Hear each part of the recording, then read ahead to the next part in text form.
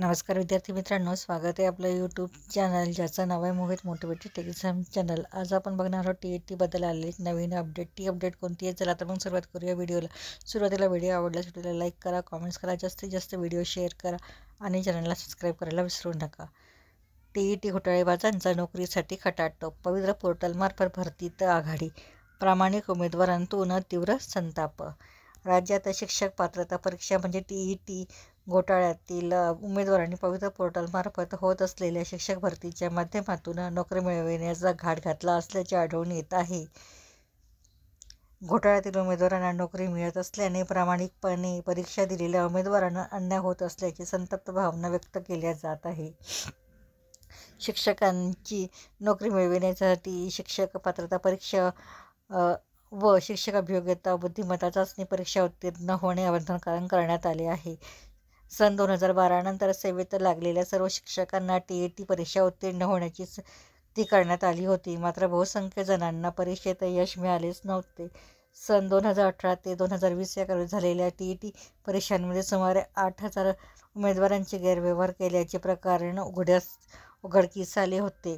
परीक्षेत नापास झालेल्या उमेदवारांनी आर्थिक व्यवहार करून परीक्षेच्या निकालात फेरफार करून गोड बडबडून घेतले होते। काही उमेदवारांनी TET प्रमाणपत्र बोगस प्राप्त करून घेतले होते। पोलिसांकडून संबंधितांवर गुन्हेही दाखल करण्यात आले होते। घोटाळ्यातील उमेदवारांना आगामी परीक्षेत बसण्यास बंदी घालण्यात आली होती। नोकरीत असलेल्या शिक्षकांना सेवेतून काढून टाकण्याची मनाई केली होती, मात्र काही जणांनी उच्च न्यायालयात धाव घेऊन कारवाईला स्थगिती मिळविली।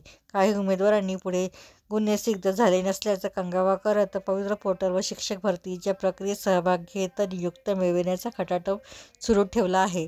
सध्या याबाबत सुमारे 30 प्रकरणे उघडकीस आली आहेत। राज्यातील पुणे, सोलापूर जिल्हा परिषदसह अन्य जिल्ह्यातही काही उमेदवारांनी नियुक्त्या मिळविण्याचे प्रकार घडल्याची चर्चा रंगू लागली आहे।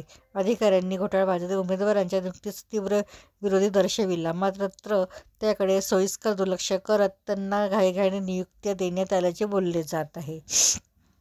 महानगरपालिकेचे शिक्षण विभागाला पत्र, पवित्र पोर्टलद्वारे पुणे महापालिकेच्या शाळेत घोटाळ्यातील 8 शिक्षकांची निवड झाली आहे, मात्र पालिकेने अद्याप या शिक्षकांना रुजू करून घेतलेले नाही। महापालिकेने शालेय शिक्षण विभागाला पत्र पाठवून मार्गदर्शन मागविले आहे। शालेय शिक्षण विभागाने